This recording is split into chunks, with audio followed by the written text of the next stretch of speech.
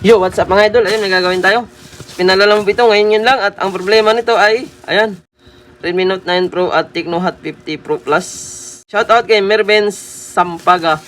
So, pinalalamove niya ito mga idol. At sa mga gusto magpayos, pwede kayo magpalalamove kung pwede kayo magpa-LBC, GNT, or pwede kayo mag-hook-in kapag malalapit lang. So, kung medyo malayo-layo naman, pwede nyo ipalalamove, lalo na kung maulan ang panahon mga idol. Pag-grab, so safe naman po yan. So, bigyan natin yung address. So, ayan. Tingnan na natin kung anong problema nito. Yung isa nito nabasa daw. Ayan, Corb LCD oh. So yun ang problema yan kapag nabasa. Itong isa naman, kapag dinidiinan, ay basag pala yung LCD.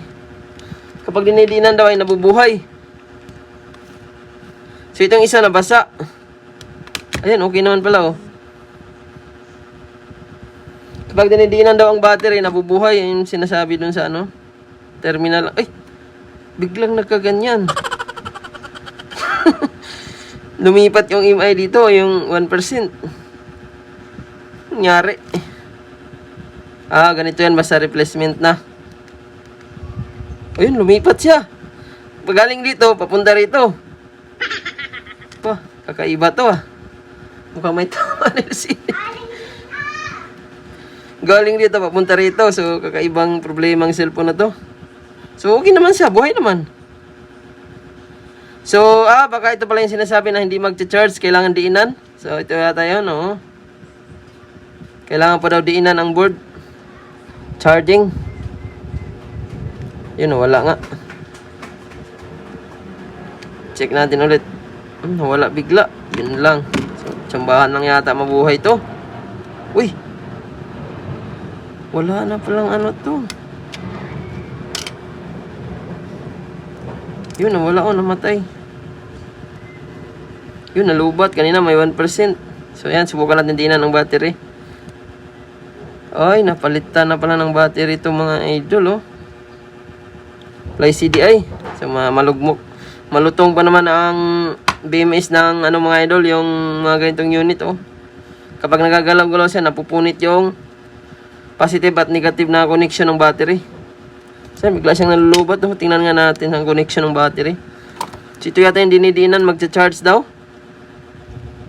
So, tingnan natin to. Okay naman. Yun, okay naman yung connector. Istira natin yung battery mga idol. So, baka sa battery to. Kapag ito hindi pumapalo, ibig sabihin, sira yung battery. So, madalas kasi nito, yung binaka-BMS ito mga idol, napuputol yung ilalim. So, yan. Medyo wala na pala yung pinaglalapatan ng screw nito. So, tingnan natin yung connection ng battery. Tira natin. So, yung pinaka, delikado na to. Kaya pala maluwag siya kasi wala na yung guma. So, may guma pa yan. So, plastic na lang natira. So, ayan, tingnan natin to. Yung battery, tira natin. Goods naman ang battery. Pumapalo. So, ang problema nito mga idol ay hindi nagcha-charge or sabi, natatanggal nga pala siya, oh. Medyo maluwag pala ang konektor. Maluwag ang battery. So, natatanggal siya, oh. So, pati yung fingerprint, natatanggal na. So, ilagay natin itong ano na to, ito yung protection para hindi matanggal ang fingerprint. May lock. So, ayan, okay na. So, kita natin kasi natatanggal to mga idol. Kaya, kanina nung inano ko siya, madluwag to, gumagalaw-galaw. So, kita natin muna. Para pagtanggal natin ng takip, hindi siya madala. So, ang problema nito mga idol ay maluwag ang connection ng battery. Tama nga. Ayun kasi pag igano natin, natatanggal siya kung, hindi siya naglalak. So, ayan, testing ko muna ng battery ko mga idol. Kasi dapat meron itong lagayan ng screw para mas sumikip ang battery. So, iwan ko kung anong nangyari dito kay idol, kay Lodi. Ayan, okay na, oh. Ayun, nalubat siya. Testingan ko muna ng bagong battery. Kapag yung bagong battery ko mag-lock or kakapit siya, hindi matatanggal, ibig sabihin, so maluwag talaga ang BMS ng battery ni idol. So, ayan, hanap natin ng battery. So, ayan, may nahanap natin yung battery. So, ang code ng battery nito ay BN53. So, hindi natin makikita dahil replacement na rin. So, tanggalin natin itong ano. Kasi natatanggal talaga siya, maluwag siya. Kapag ito mag-lock, ibig sabihin nasa battery lang ang tama. At kapag hindi ito mag-lock, sira ang connector ng battery. Ayun, oh, masikip siya, oh. So, ayan. Masikip siya. So, ito yung may tama mga idol, yung pinaka-BMS niya. So, ayun, hindi naman siya natatanggal, oh. So, tingnan ko muna kung magkarga. Kapag ito magkarga, so, sira yung BMS ng battery. So, may original battery pa naman ako nito. Ayan, oh. Galing sa unit. So, ito dapat ang meron sa kanya mga idol, oh. Ito rin ang isa sa pampasikip ng ano, battery. So, wala na eh. Hindi ko lang alam. Di naman pinadala. So, yan. Ito. Masikip siya. So, ito yung mga idol. Original battery. Wala siyang pampagawa eh. Wala ring power. Kaya binili ko na lang. Bininta niya dahil wala siyang budget. Wala ring pambili bigas. So, taga-kalugar ko lang. Kaya, ayan. Binili ko na lang para pagpipisahan natin. So, itong isa. So, i-check natin ito mamaya kung ano yung natamaan. So, ilang percent ba to? 66. Kapag ito magdagdag mga idol, so palitan natin. So ayun mga idol, ang bilis po niyang nagkarga. So ilang minutes pa lang to mga idol. At ayun, nag 70% from 66 to 70%. So ang duda ko dito mga idol, ito may solusyon pa ito. Hindi naman sana ito maluwag kung meron itong ganito mga idol, oh. Kasi ang frame na to, ito yung nagpapasikip sa battery din. So ang mali lang ng may-ari, hindi niya binalik. Saka matigas kasi ang ano ng BMS ng ganito mga idol. So kailangan mayroong lock na ganito. So matigas to mga idol yung pinaka BMS ng battery niya dito sa ganitong unit, ganitong brand. Napapansin ko kapag isalpak mo naman siya, pag nagagalaw mo lang itong flex, kusa siyang umangat. So dito mga idol may solusyon tayo na gagawin. So wala naman pong tama ang pinaka-connector ng board dahil kapag isalpakan natin ng ibang battery ay gumagana siya, hindi siya natatanggal. So, ibig sabihin, yung pinaka-BMS nito or yung pinaka-battery flex, yun yung may problema. Dahil, ayun, matigas ang flex nito mga idol, hindi na tutupi or hindi na adjust. Kaya kapag nagalaw mo nito, kusang umangat. So, may diskarte tayo dyan. So, wala namang tama sa board. Ang may tama nito, yung pinaka-battery dahil matigas nga yung pinaka-BMS. Ngayon mga idol, ayan. So, para mas sumikip siya, ang gagawin natin dito, lagyan natin ng ito. Yan. Tatlong putol, ayan. So, adhesive tape po yan para pampasikip. At ito ang pinaka-importante mga idol, yung screw. Yung frame ng screw mga idol. Kasi ito yung nagpapasikip dito mga idol. Kapag wala kasi ito, ayan, dito sa ilalim yan ng battery. Kapag wala ito, kusang umaangat ang battery. Kaya napapansin natin kanina, nung unang salpak natin, dahil nagkakabit ang takip nito, so nakasalpak pa siya. Ngayon, nung tinanggal ko lang yung takip, bigla siyang nawala or napatay. Kasi yung battery niya, umangat yung connection. Para hindi na umangat mga idol, ito yung importante. Lagyan mo ng frame ng screw ito. Kasi ito yung nagpapasikip dito mga idol sa battery. Kahit magagalaw-galaw mo siya, hindi siya natatanggal dahil sumikip na to. Yan. So dahil po sa frame na to ng screw. At lagyan din natin ng screw mga idol. Hindi ko alam kung bakit hindi na binadala ni idol yung screw. Or yung frame nito ng screw. So yun yung importante mga idol. So yung walang tama naman sa board. So nasa battery lang na pinalit niya. So yan, i-libre ko na lang ito mga idol ng ito. So, bayaran na lang niya yung ginawa natin. So, ito. Yun na lang yung pabayaran natin at yung pinaka pampasikip natin sa battery. So, ito naman, kahit mahulog-hulog, hindi na yan matatanggal. At tingnan natin kasi kanina, lubat siya mga idol. Natatanggal kasi ang connector or walang laman, biglang ma-off. So, ngayon, dahil sisikip na yun mga idol, tingnan natin kung gagana na ba. Balik muna natin lahat ng screw mga idol. At tingnan natin mga idol kung nag-normal ba ito. So, ito yung mali sa mga nag-DIY mga idol. So, dapat lahat ng tinanggal nyo, ibalik nyo bago nyo i-testing lahat. Kasi kung nawala na ito mga idol, kahit lagyan natin ng itong battery nito, kapag nagagalaw, natatanggal talaga kasi wala na itong pampasikip dito sa connection. So, yun yung mga importante. Dapat, hindi natin alam, baka nabili lang ni idol to na ganito na.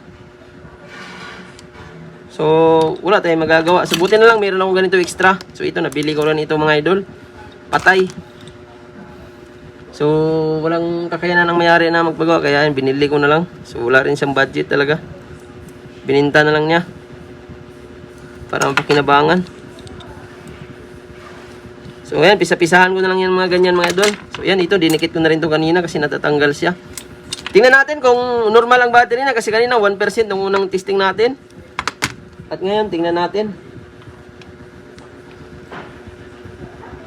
Ayan. So, meron ng logo.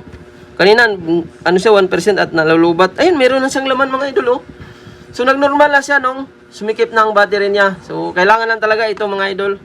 Yan, yung pinaka-frame ng screw. So, ito kasi yung pampasikip niya mga idol. Kaya ito, kahit magagalaw-galaw mo na yung battery, so, hindi na siya mauga-uga or hindi na siya ma-off or hindi na mag-abnormal ang battery niya. Kasi, kumbaga, tumama na doon sa pinaka-connection talaga. So, pati yung battery niya mga idol, wala itong dikit. Kaya dikitan ko na lang din gamit ang T7000. So, yung mahirap sa mga nag-DIY. So, ito, original, magandang quality na battery yan mga idol. Kaso lang, pag nagpalit ka ng mga battery, kailangan nyo idikit talaga. Para pag nahulog-hulog, hindi mauga-uga or hindi masira yung flex, yung BMS na to mga idol. So, yan. Ibalik na natin to. So, yan, meron ng 63%. So, antayin natin kung magkarga yan. So, kanina, yung unang testing natin, na mayroon siyang 1% at biglang na-off. Nung nagalaw natin konti. Or tinanggal natin yung battery, ay yung itong takip kanina. So, yan, mag-apply ako ng T7, ay adhesive tape sa takip.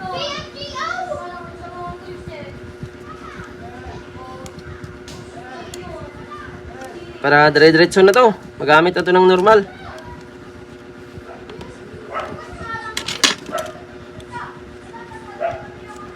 Kasi wala namang tama yung sa board niya. Ang may tama talaga yung battery lang na bagong bili. So, lumuwag siya. Lumuwag dahil yung flex niya ay matigas. Kunting galaw lang at wala rin itong yung pinaka-frame niya. So, ayan. Okay na to. Salpak na natin.